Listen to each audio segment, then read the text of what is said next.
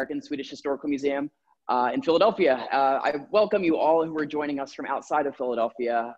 Things have changed so much in the last few months, but it's really great that we're able to offer such virtual programming to reach out to new audiences and to bring things to you that, you know, unless you were coming to Philadelphia, you wouldn't have otherwise seen. I am so excited to introduce you to our newest exhibition, From Fairy Tale to Fantasy, The Art of Gustaf Tengren. Even if you don't know his name, there is a 100% chance that you know Gustaf Tengren's art. I think I can say with a pretty high degree of certainty that he is the most well-known Swedish-American illustrator of all time. This exhibition follows his career largely through North America, and you get to see a couple of themes that emerged during his work in commercial art. You get to see the degree to which he was able to adapt his traditional Swedish artistic upbringing to work for American commercial publishers and American audiences who weren't necessarily familiar with the trolls and the gnomes that were common for much of Swedish art in the early 20th century.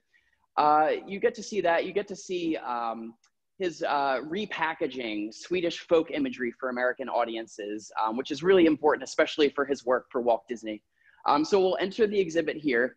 I won't speak a whole lot about the biography of Gustaf Tengren because we have the expert here with us, Lars Emanuelson, who will be leading a brief lecture on Gustaf's life and some of his art, especially his art in Sweden. But the exhibition really gets started with some of his work in Cleveland and New York. Born in 1896 near Gothenburg, Sweden, it was really clear from an early period that Tengren was going to be a famous painter. He apprenticed with his grandfather, a man named Johan Teng, and apprenticed in traditional Swedish Kurbit-style painting and also carpentry that his grandfather was known for.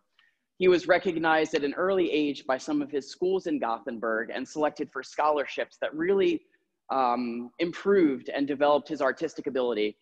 In 1919, he married his first wife, Anna, and in 1920, a year later, they moved to Cleveland in the United States. This early part of the exhibition here just looks at a few pieces emerging from this early period, or from about 1920 through 1935. So these coming from either Cleveland or New York. This piece here that Tracy's going over is one of actually my favorite in the whole show. These are largely magazine illustrations, and this one, it took a little bit of digging to find what the associated story or what the associated magazine was. But this is a piece titled Rio Magdalena, or the River Magdalene, which is a river in Colombia, South America.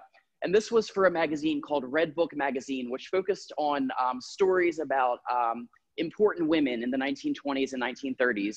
And this one in particular focusing on the travels of a woman named Virginia Paxton Harner, who was really an early anthropologist working with the peoples of Colombia, South America. And it's just such an evocative scene. And I think somebody pointed this out to me earlier, and I'm not entirely sure what the truth of this is, but the gentleman standing in the upper left here looks an awful lot like Gustaf Tengren. So I'm wondering if he might have just thrown himself in there.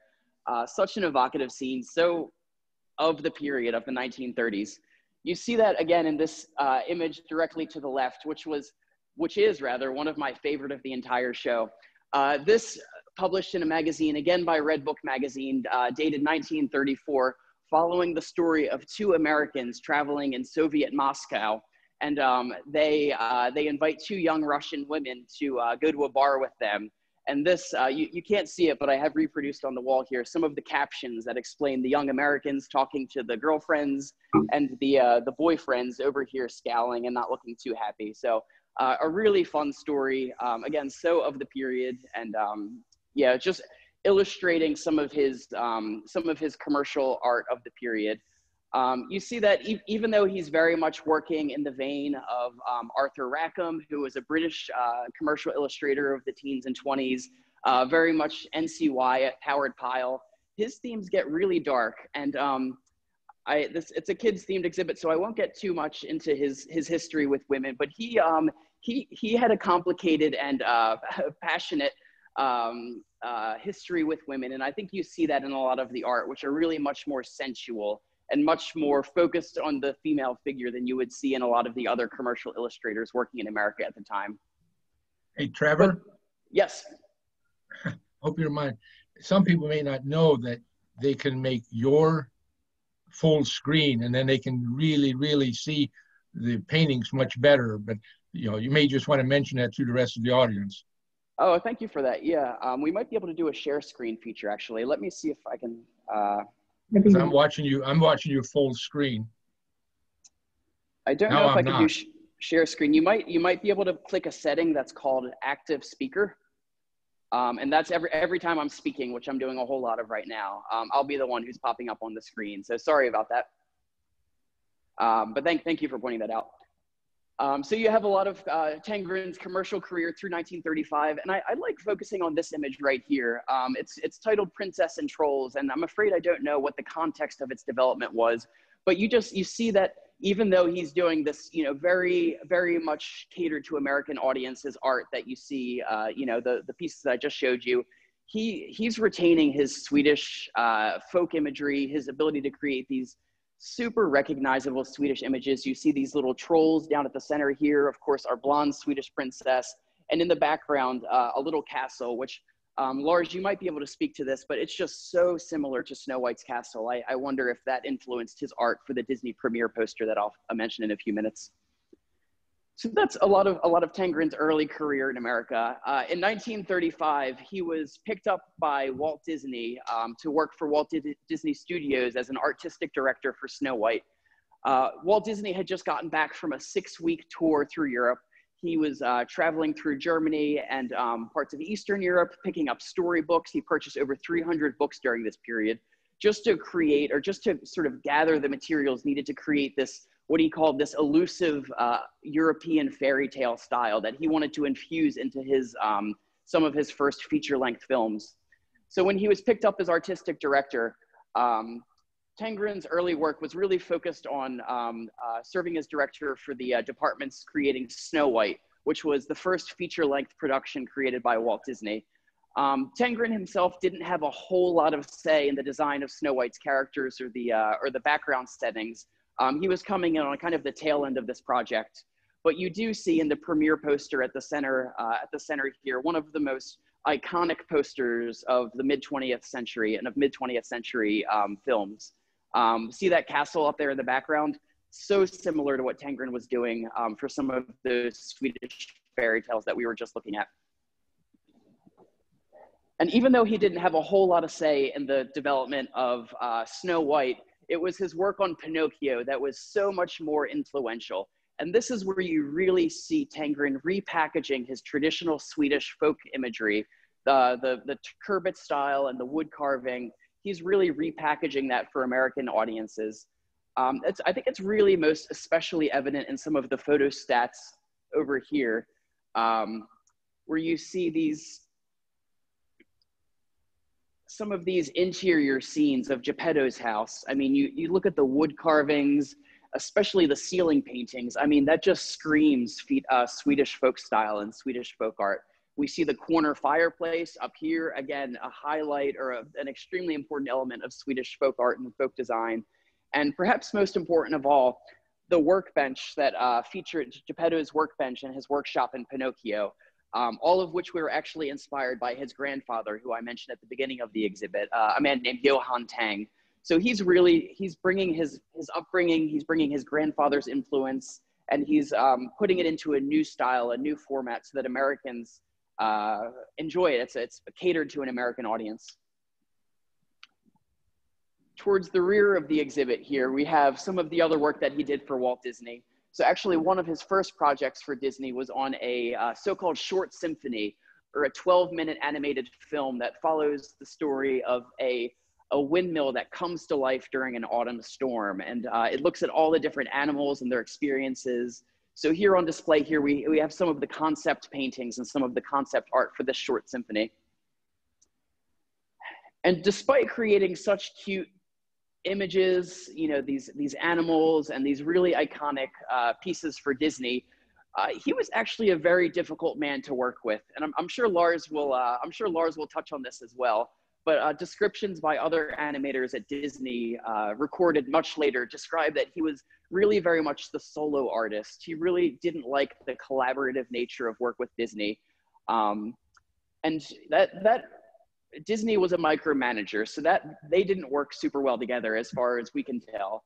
And it was really in his work for Bambi in 1939 that it was really the straw that broke the camel's back. So Tengrin actually, he traveled from LA to California. He was in the fields, in the forest, painting these redwoods and sketching deer. And then at the last minute, Walt Disney decided to completely shift artistic directions for the film. They actually moved the location of this of the studio department that was working on Disney. And for Tengrin, again, this was the last straw, and he really quit in a rage in January of 1939. It didn't take too long, though, for such a well-regarded, such a well-known illustrator, commercial artist to be picked up by another company, and that was Little Golden Books. His work for Little Golden Books really sealed Tengrin in as among the most important illustrators for children's literature of the 20th century in America. And of course, what better highlights that than the original concept painting for the Poky Little Puppy, which he completed in 1942. The Poky Little Puppy was not even a project that other artists working for Simon & Schuster at the time wanted to take up. It was a little bit of a burden for Tengrin. He decided to take it up to do, to create the design for this little puppy and the puppy's siblings as they try to get dessert. And it was an instant bestseller. Little Golden Books, they were focused on selling children's books as cheaply as possible for as little as 25 cents a piece in grocery stores, convenience stores, wherever people could buy books for their children. And that's why you see the success that he found at Little Golden Books. These paintings, looking at some of the original concept paintings and the designs for images such as the Topsy-Turvy Circus here. We have Thumbelina, the Golden Goose, and of course, one of my favorites, the Lion's Paw on the left here. All of these iconic illustrations for children's book covers of the 20th century. My very first stuffed animal was actually the Poky Little Puppy. So I was almost in tears when I was putting it up on the wall here. It was very meaningful to be able to have the original art for all of these pieces. And I've mentioned this before, but Tengrin, he was a difficult man to work with. He very much appreciated his solitude. He liked being alone. And that led to him and his wife, Molly, purchasing a house on a secluded island in Maine in 1945. It was an American sailor's house, but they actually were able to bring in a really incredible collection of Swedish folk objects to this house. The story goes that basically they were just antique shopping in Maine one day, and they came across what pretty much constituted an entire folk museum worth of Swedish objects just sitting in this antique shop in Maine. So they purchased it all, and they outfitted they decorated their house in all of these really very, typical Swedish folk objects. So the woven rag rugs here, and of course the Mora clock, which is one of the most famous elements of Swedish decorative arts that there are. But by this time, 1945, Tengrin's starting to near the end of his career. He remains with Little Golden Books until 1960s, and you get to see a lot of duality to his art during this period. So in the early 1960s, he's creating pieces that are really intended to support his wife after he passes. So this image, which we've used in a lot of our graphic design for the exhibit, for an untitled painting for what's called the Tengrin Fairy Book, which was an unpublished book project created around 1960. And then the recreation of classical myths and legends, such as Pandora's Box here, which I just love. I love the bright blues of it, and you get to really see the even just the woman's skin pressing through her white dress there. So it's such an incredible piece. And the image to the right, untitled, but again, one of these classically inspired pieces that were eventually not actually published. So the same decade that he's creating these really bright, really beautiful pieces for to support his wife, he's getting into some really dark places in his art as well. And these two pieces here, which close out the exhibit, I think really just emphasize the degree to which he was artistically adaptable throughout his career. These painted about 1965 or so.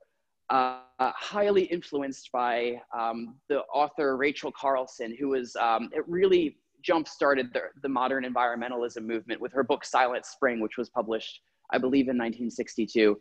So these paintings just highlighting Tengrin's, like a good Swede, right? Highlighting his fears about the environment and his hope for a sustainable future for mankind. I just think they're so dark. And every time I look at these two, I just think of Salvador Dali and his surrealism and just these really disturbing images. And that takes us to the end of Tengrin's life. He passed in 1970 after a battle with lung cancer.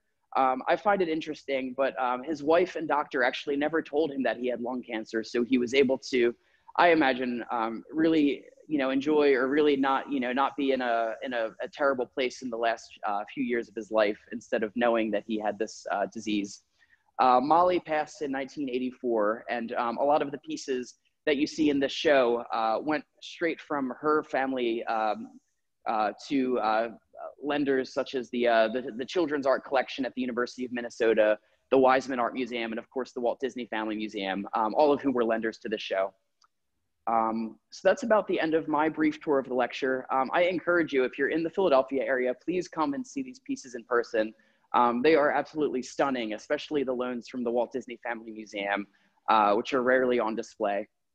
I'm sure I'll be around for questions at the end of Lars's lecture, but from here I would like to, I have the great honor of introducing Lars Emanuelsson, who really is the Tengrin expert, which is what we called him that in all of our advertising, but that's what he is. He knows all about Gustaf Tengren because he wrote the biography. Lars has been involved with graphic illustration and design for decades. He has an extensive history in that. And today he's the graphic designer for one of Sweden's largest banks. But it was actually in 1990 when he saw an exhibition of Tengrin's work that he was really inspired to write the first biography of Tengrin, which was just published in 2014, and which I wish I had my copy to show you because it has tons of little tabs sticking out. But it was really my Bible for putting this exhibition together, or putting together our version of the exhibition. Lars is still looking for an English language publisher. So if there are any English language publishers out in our audience today, I'm sure he would appreciate you reaching out. He does have the English translation of the book. But it was in spring that he designed a version of this exhibition for the Millisgården Museum in Stockholm that we were able to draw upon those loans to bring it here. And the exhibition here marks both the 100th anniversary of Tengrin's move to North America, or move to New York, the 50th anniversary since his death in 1970, and also the first time that there's been a major exhibition of Tengrin's work in America since 1986. So we're all really excited to have the pieces here and excited to hear Lars's lecture on Tengrin's life and some of his art, especially the art that we haven't seen today. So thank you all. Thank you, Trevor. All right, so while Lars gets his presentation ready to go up, I'd like to just remind everyone if we could please keep our mics on mute for the presentation. And if anyone has questions, feel free to go ahead and just pop them into the chat. And at the end of the session today, we'll have time for both written questions, and we'll see if we can do, if you can unmute yourself and ask a question as well. But for now, please, go ahead and refer those to the chat. And just also a reminder that the session is being recorded and will be made available later next week as well. All right, Lars, are you ready to share screen and start your presentation? Yes, I am, and I'll share it with you right now. So just a moment.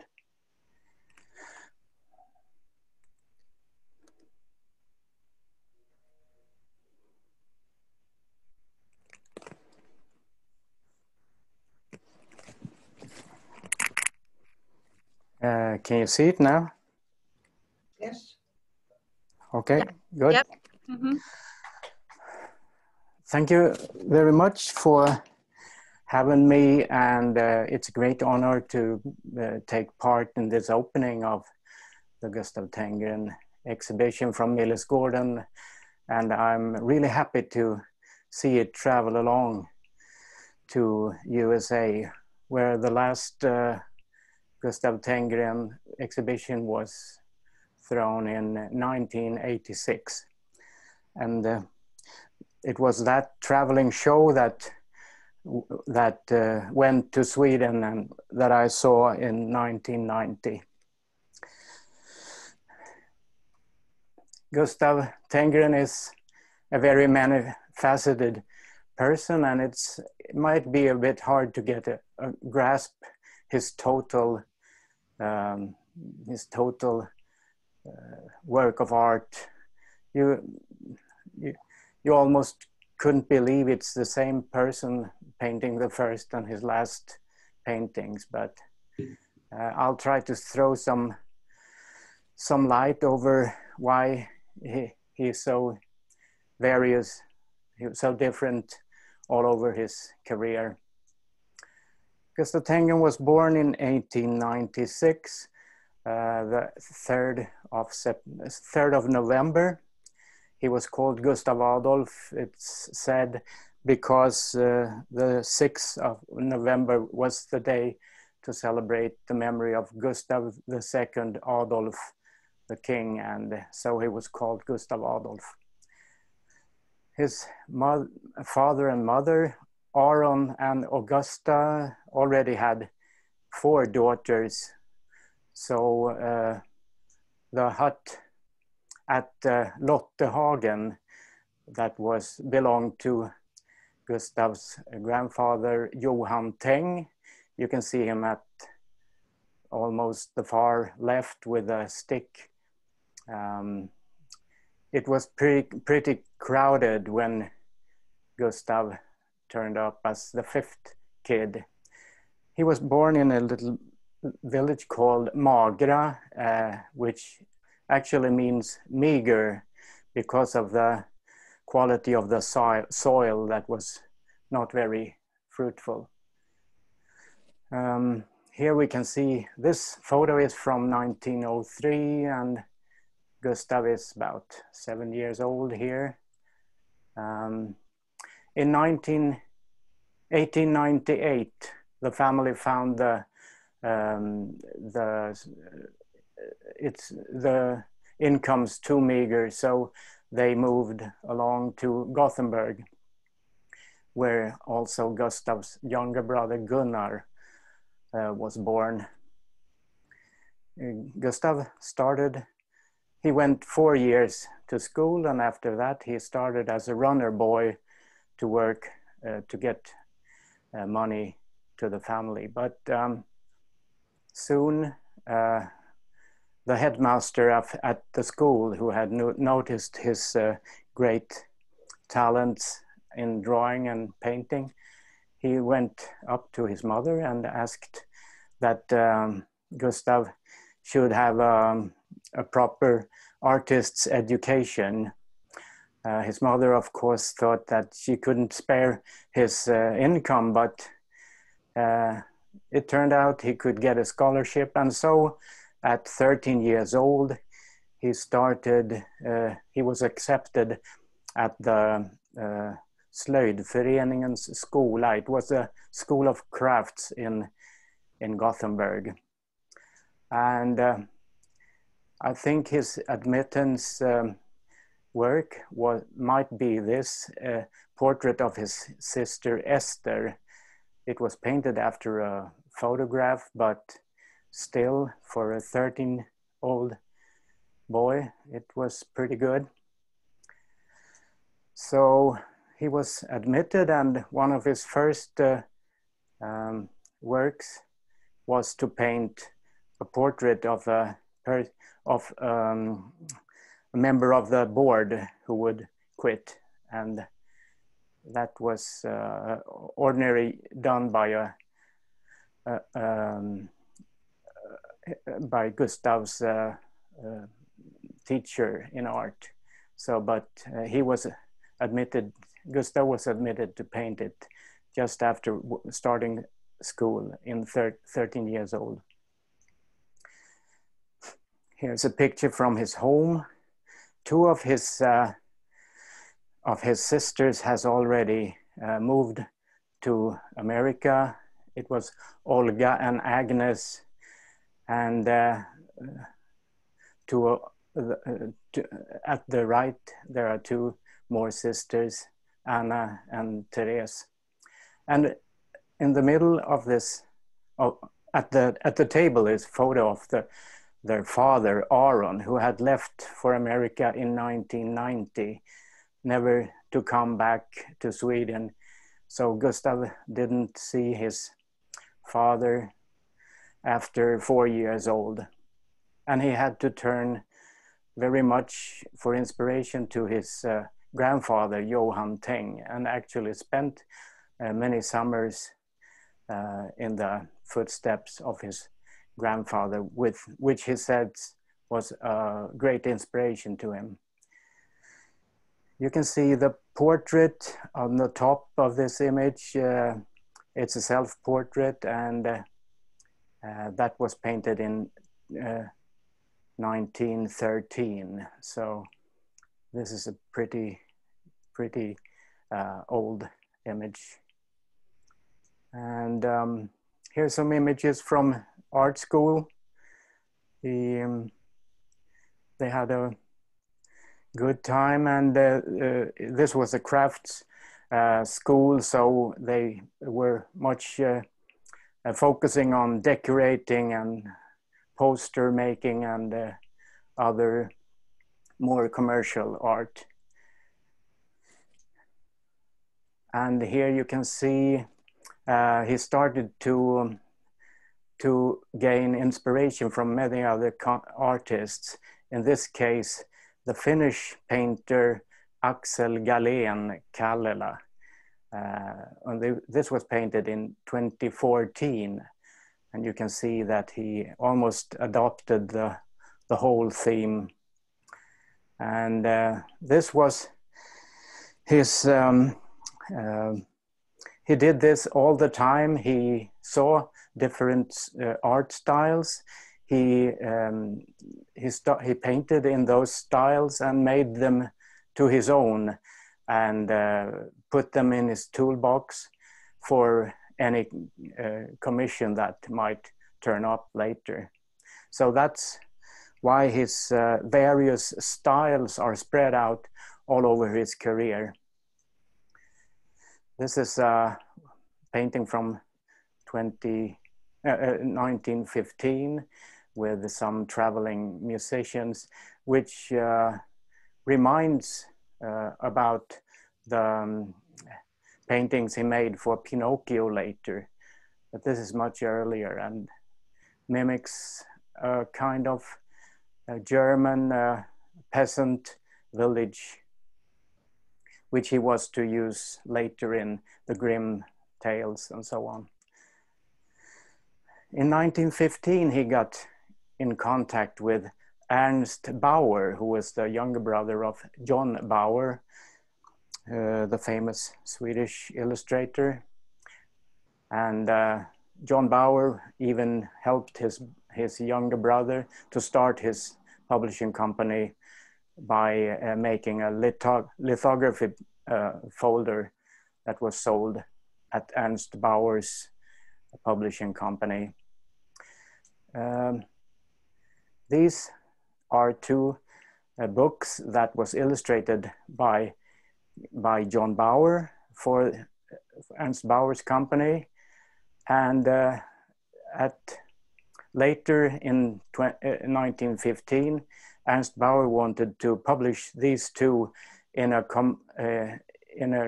collected edition, and he wanted a color frontispiece for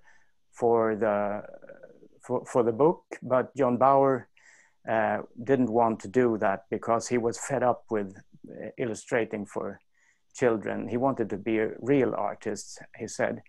So the job went to Gustaf Tengren, who made this cover for the book. And that was his debut as a book illustrator. They were followed by many other books at Ernst Bauer's company, and they were also recognized by the newspapers in Gothenburg. And one of the leading newspapers was Vidi, published by Willy Grebst, a notorious journalist. But he even hired Gustav Tengren to illustrate for the paper. So in 1916, from 1916 to 1919, Gustav participated with about 120 drawings for this magazine. And here we can see some seasonal publications for Easter and Midsummer and so on that Gustav made for this paper. Here in 1915, Gustav had another scholarship and could start at the Valand School of Art, where he started to study painting. And here we can see some drawings on the left. There are drawings of his fellow painter, Rudolf Pettersson, who also was his best friend. And you can see that Rudolf Pettersson has portrayed Gustav as a kind of a dandy, very fashionable and stylish. And at the right, on the right hand, you can see Gustav's memory of the same scene. And he doesn't seem to have seen himself as in the same way. From the beginning at the painting school, he had a very traditional teacher, Axel Erdman, who had studied for Anders Zorn. So, but during his time at the school, he had a new teacher, Birger Simonsson, who had traveled to Paris and studied for Matisse. So this was a breaking time for Gustav. He started to evaluate new styles, and you can see that he had started to simplify and stylize the model at the far right of this image. And here are some posters. It was very important to make an income, thought Axel Erdman, and he encouraged the pupils to participate in poster competitions. And so these are some examples for that. In 1917, Gustav was admitted to illustrate one of the fairy tales in the publication Bland tomtar och troll, among gnomes and trolls, who had been running since 1907, and with John Bauer as the prime artist. But since John Bauer quit illustrating the publication in 1915, they had to find another illustrator, and Gustav could try out one short story. And in 1918, he was assigned the whole book, and they even made a larger edition of it. Alas, John Bauer did drown with his family in Lake Vättern that year, so that kind of overshadowed his Gustav's debut in this with this as an illustrator for this publication. But he still got to make 10 editions of this book, and John Bauer himself only did 8. So, but still, John Bauer is the one who is remembered for this publication. And here are some illustrations from Bland tomtar and troll. I'll just flip through them quite fast. Still working on the paper Vidi. His style developed very quickly, and he went through various style changes. And in this, he looks almost as Anders Zorn, with big blocks of lines and shadows. In 1918, he married Anna Petersson, he didn't had to look far. Anna Petersson was the sister of his fellow student at Valand, Rudolf Petersson. So they married, and in 1919 they moved to Copenhagen, where Gustav had received a number of important commissions for illustrating. Among those, 10 volumes of Jules Verne's stories. So these are the last drawings he made for the magazine Vidi. And he's very inspired by the artists in the German satire magazine Simplicissimus at this time. So here he is in Copenhagen now, always with a cigarette in hand.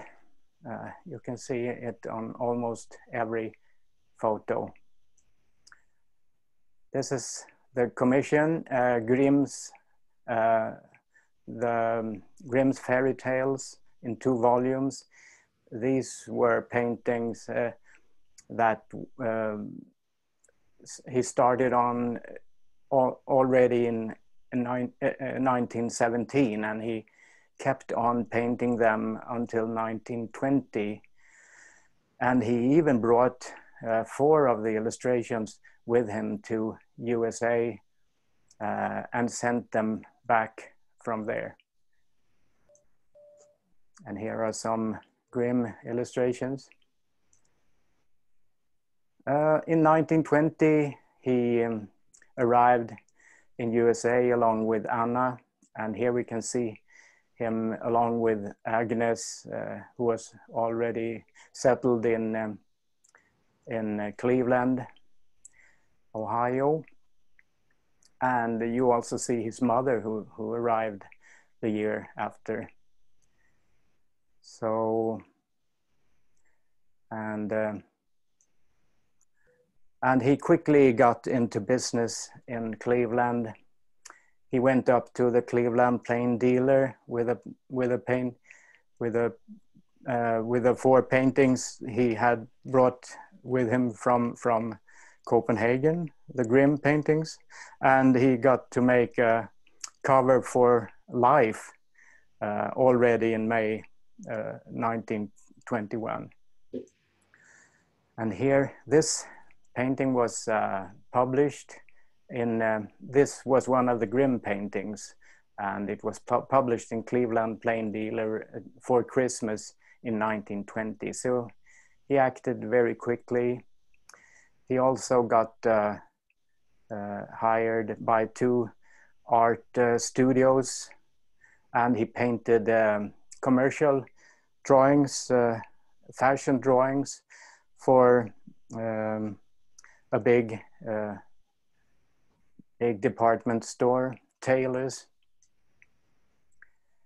And he also got an exhibition at Corner and Woods bookstore, and he exhibited some 10 watercolors, of which the one to the left is one that he would send to Sweden and Bland tomtar och troll.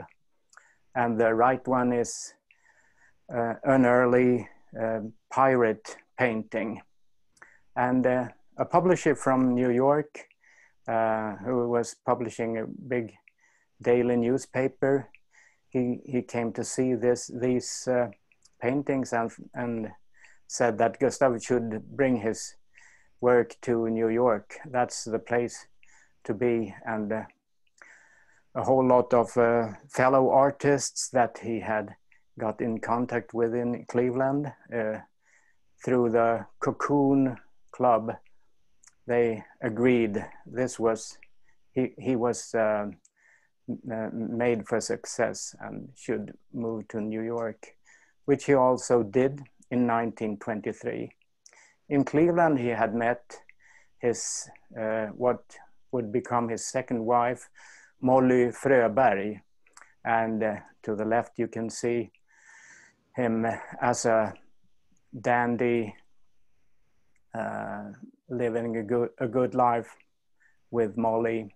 This should be in the middle of the 20s about.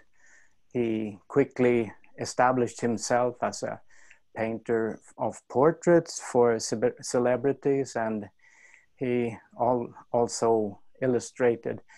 The first year he illustrated 7 books, of which one was Bland Tomtar och Troll, of course, and then he made some publications for Houghton and Mifflin.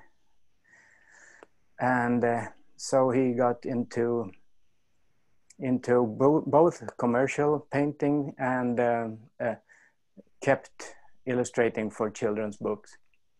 And here are some: Heidi and A Boy of the Lost Crusade, that he made the first year in 1923. Here are some more from that year. And the year after, he illustrated 2 books, the Red Fairy Book, which was a compilation of tales, and Doll Noir's Fairy Tales, and they both have almost, well, more than 10 great paintings in each. They were printed at Beck's company in Philadelphia, and through that company they were printing an annual calendar for the Berwind White Coal Company. And this calendar had been, previous years had been made by N.C. Wyeth and Edmund Dulac, so it was a pretty good credit to be able to do this. And here you can see the wonderful pages that illustrates the various seasons of the year. Magnificent. And yeah, and this calendar kind of established him as a fairy tale illustrator. And this is from 1926, Small Fry and the Winged Horse. And this year was the last that he produced the Bland Tomtar och Troll. And you can see that this book, Bland Tomtar och Troll, has a similar cover as the Small Fry and the Winged Horse. I think it's a refused painting that he sent to Sweden because they're so alike. And you can even see the birds flying around. You can see those in the Small Fry and Winged Horse illustration here. So this edition of Bland Tomtar och Troll only had 6 color illustrations, because at this time Gustav had been he was so famous, and he could get very high wages for his illustrations, so he couldn't afford to make, the publisher in Sweden couldn't afford to make 12 paintings. So he quit using Gustav for the edition. These are some of the commercial works that he did. This was a campaign that lasted very long for silverware, where he could feature these pirate girls that became very popular. And this was another one, of course, the Blue Moon silk stockings. The Blue Moon Girl was a great icon, and you could order a decal, a sticker to put on your car and everything. So, and this was running from 1925 until into the 30s even, and became an icon in many ways. For this illustration, Gustav received $450, and he got very well paid at this time. Some articles say that he could earn $5,000 a week, and that was pretty hefty. Here's another one that was published in 1928, Dickie Bird. That was published in 6 parts in Good Housekeeping. And I think these really is from his top as an illustrator. They are so detailed and in beautifully rendered. Yeah. And yep. Okay, but alas, in 1929, when the Big Depression came rolling over USA, Gustav and Molly decided to move north in New York State. They settled in Rhinebeck in Dutchess County, and had a small farm with animals, hens and pig and a horse and some animals.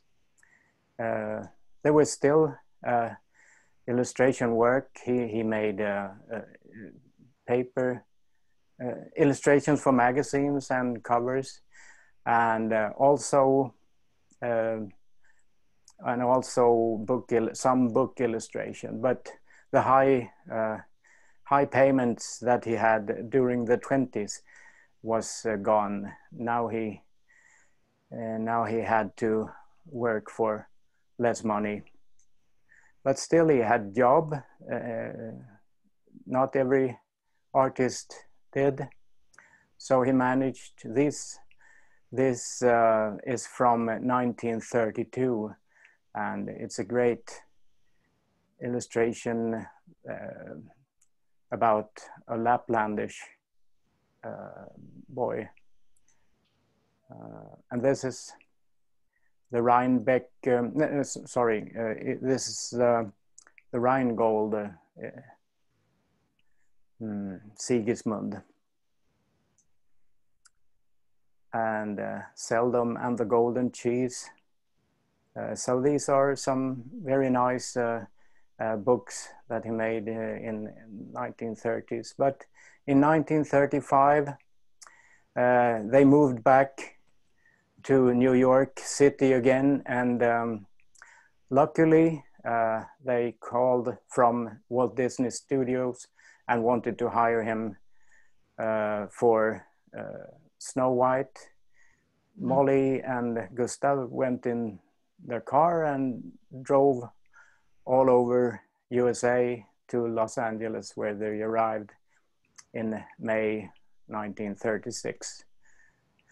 And he started his job the day after, and it was from 8 to 5 each day and half Saturday. And his contract was a 3-year.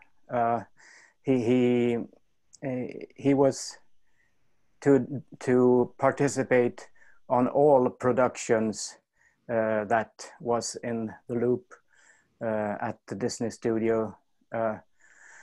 Not only Snow White, but every film that was planned. And at the time there was actually 4 feature films in the loop and many short films. So the first one was the old mill, of course. You can say that what Disney was looking for was the European illustration style, and they would have hired Arthur Rackham, and he was actually asked to start, but he felt that he was too old. And had John Bauer been alive, they would probably hire him, but they saw Gustav as keeping the tradition alive of the old golden illustration style. To the left, you can see one of his illustrations for Bland Tomtar and Troll, and to the right, were very well-known image from Snow White. So you can see how adaptable, how well he was fitted for the work. I mean, it's almost the same image, just mirrored. Here we can see one of the very few images, one of the very few photos with Gustav along with a Disney team. Gustav is the third to the left, and the paper is actually a British paper. They say that this is a Mickey Mouse meeting, but if you study the sketches on the wall, you can see that that's really storyboard for Snow White. So all of these are layout men and background painters making up the style for Snow White. As Trevor said, Gustav did not participate very much in Snow White. Actually, they didn't know really what to use him for at first.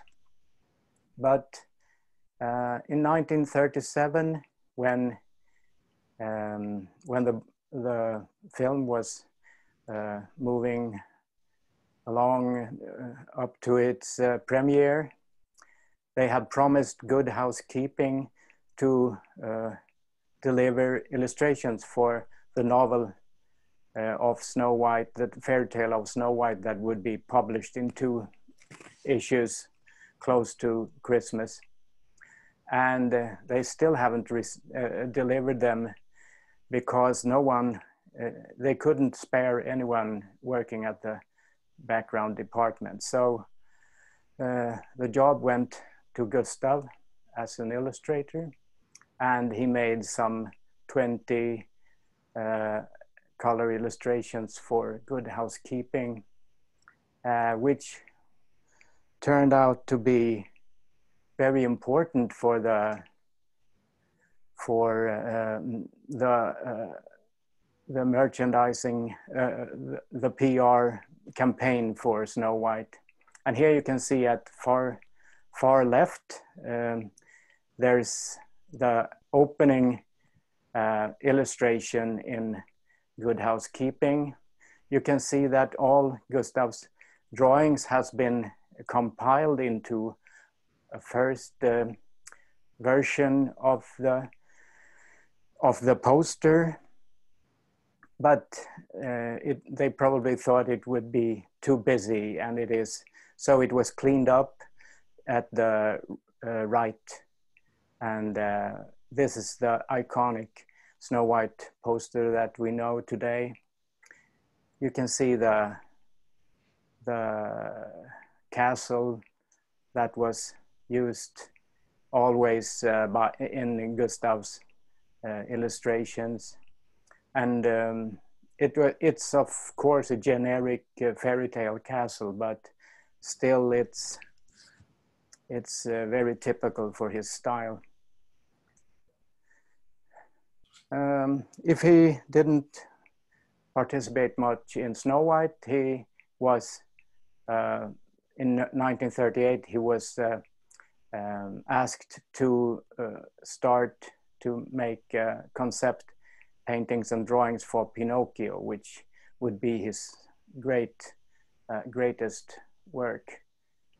And you can see the detailed work he made here, some of them inspired by the little village called Rothenburg up der Tower in Germany, and the rest from his mind memories from illustrating Grimm's fairy tales and so on. And here are some sketches and how they turn out to be concept paintings for Pinocchio.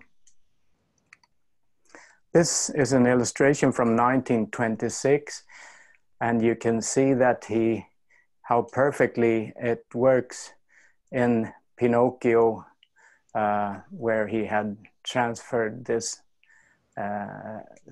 illustration over to this complicated perspective.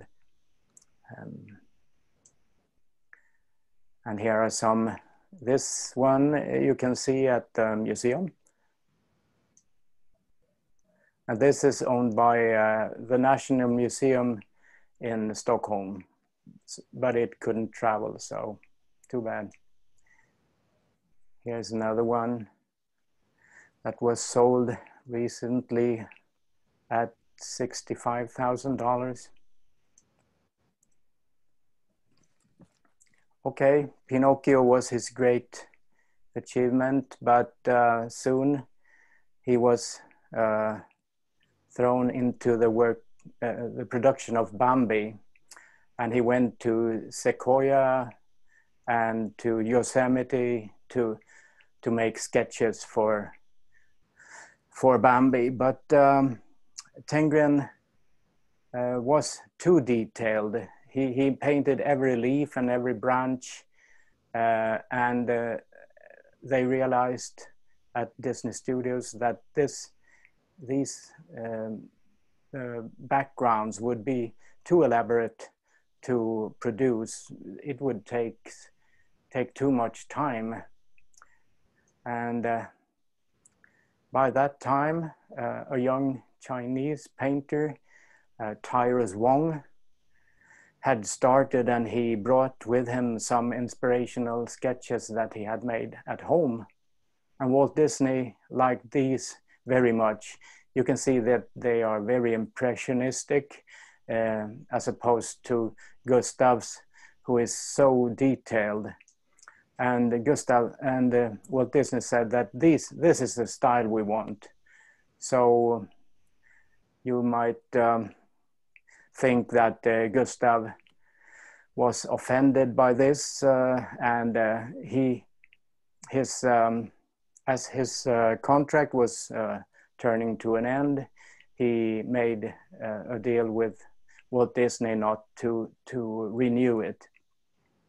So in early spring in 1939, he left Disney's studios. And he traveled about in Mexico for a while, and even settled for a year in Florida. But soon he had contact with a big printing house called Western Publishing, who was specialized in bulk prints like games and playing cards and stuff. But they had also made a publishing company, and they started to produce books that would be sold in other publishers' names. So they asked Gustav to make a Mother Goose book. And from this time on, they added the Tengren prefix on almost every title he produced. He had seen the value of having a trademark like Disney's, and he started to include that on the books. And you can see that his style was very different than it used to be. Very clear colors and flat surfaces, and unnatural shadowing, very decorative. But this was very well received, and the reviewers said that this was the best Mother Goose they ever seen. Here's another one, early one for the company with popular hymns, and it's very beautiful, I think, but it's a totally different style as well. But in 1942, Simon & Schuster, along with Western Publishing, had decided to make a really sturdy and beautiful children's book that could be sold cheaply and could be handled by children themselves, not put on a shelf and taken out when you read a night story, but could be used by the children. And they started off with a price of 50 cents and a print run on 250,000 copies. But as there was already a 50-cent book, so they halved the price to 25 cents and doubled the print run. And shortly after the publishing of these 12 books, the total edition was sold out. So they had to reprint the books 1, 2, and very many times. So this was a very great success. And this, of course, is the hit of all. In the year 2000, on a list of Publishers Weekly, where they listed the books of the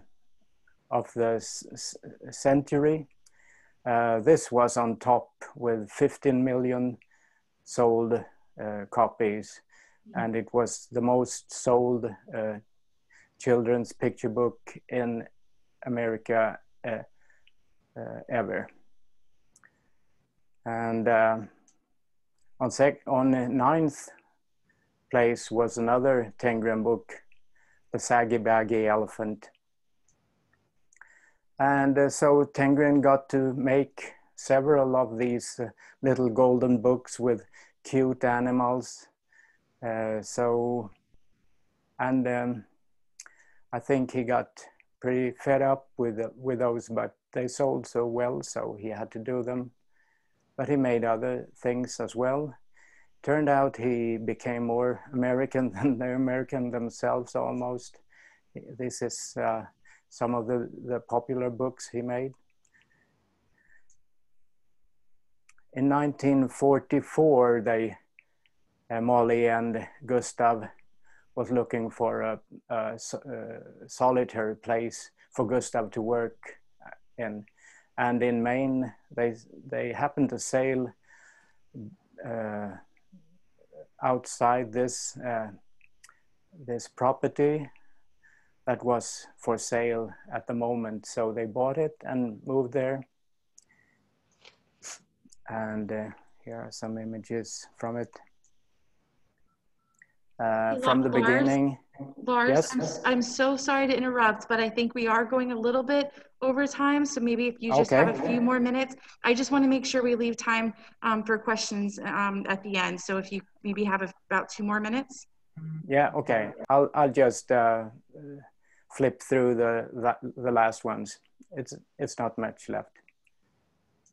And as Trevor said, they furnished with the Dala antiquities, and he produced some of the giant golden books as well. And here we can see him reading with a couple of kids. He never got any children of his own.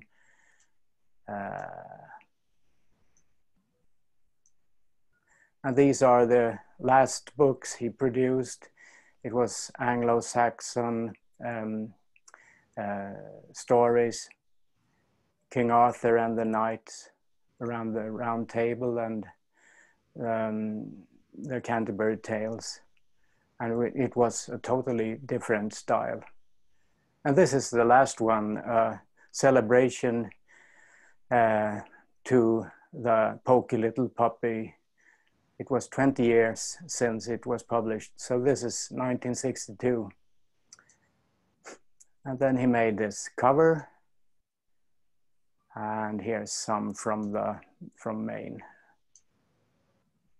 And in 1970, he died from lung cancer, okay? Trevor just told. And this is a picture of Pinocchio statue by Jim Dine, that is situated in Sweden.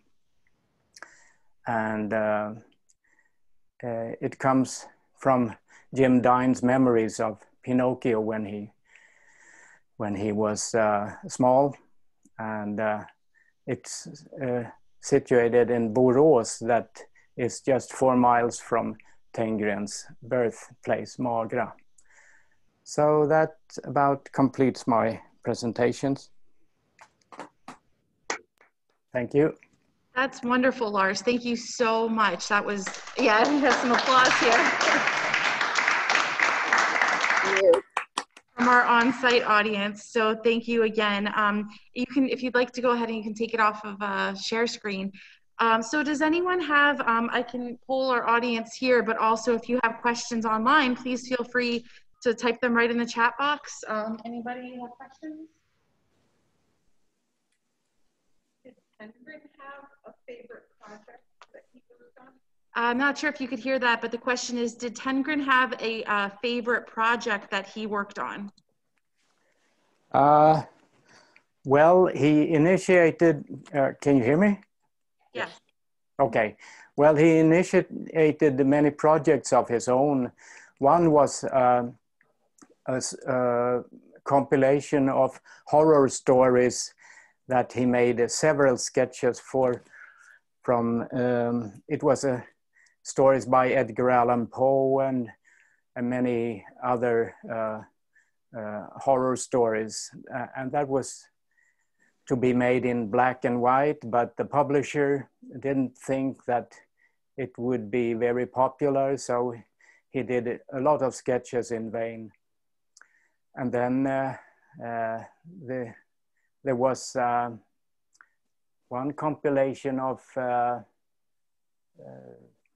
let's see, yeah, there was the classical stories from mythology that he produced some sketches for, and of course the Tengrin fairy book that he made as a life insurance for his wife when he would be deceased. So, but well, he liked to illustrate fairy tales, that's for sure. Yeah, that's very clear. It looks like there's one question in chat. You mentioned Cleveland as his first American home. What was the Elmer's glue for him moving here? What initiated his move to America? Well, actually, well, his father had moved in 1990, and his 2 sisters had moved there. And also the publisher, Willy Grebst, had been settled. He had been living in America for some 10 years and was married there, and had written a number of books from there before he went back to Gothenburg to start. So he probably talked a lot of how you could get prosperous in America. And I think Gustav was inspired by that. And also he was invited by his sister Agnes to come there, because in the first passenger list, he writes that he would only stay for 3 months, and he was invited by, he would live with Agnes in Cleveland, but he never got back, as we all know. Great, thank you so much. Any other questions? Yes. What did he know of or think of N.C. Wyeth, who's from the same region as the museum here? They both wound up on the Maine coast, just out of interest, and they had some parallels. Did you hear that, Lars? No, not really. Can you repeat it? What did Tengrin think about N.C. Wyeth, and was there any connection there? And they both kind of ended up settling in the same area along the Maine coast. So do you know if there's kind of relationship or any? Well, he bought a lot of books, and he was inspired by all the American painters, and N.C. Wyeth he was of course a big inspiration to him, and even Howard Pyle and so on, because he made pirate paintings that was published in a New York newspaper, where he was called the new Howard Pyle. So he was really into competing with the leading American illustrators. But when it comes to ending up in Maine, I don't think that he was inspired by the illustrators in that case. When he went to Maine, it was because he liked sailing very much, and the archipelago in Maine reminded him very much of how it looked outside in Gothenburg, where he grew up. All right, well, I think that is everyone's burning questions for the moment. So we would just like to really thank you so much for your time and sharing all this wonderful information with us, Lars. And if you haven't, anybody who hasn't seen the exhibit, well, you know, because it opened yesterday and today, but it will be open. So please come to the museum, see it in person. We invite you to come. And if you have any questions about, you know, our hours, our COVID regulations, everything's on our website. You can also always call us. So thank you all so much for joining, and I hope you have a wonderful rest of your weekend. Thank you very much. Yeah. Thank you. I'm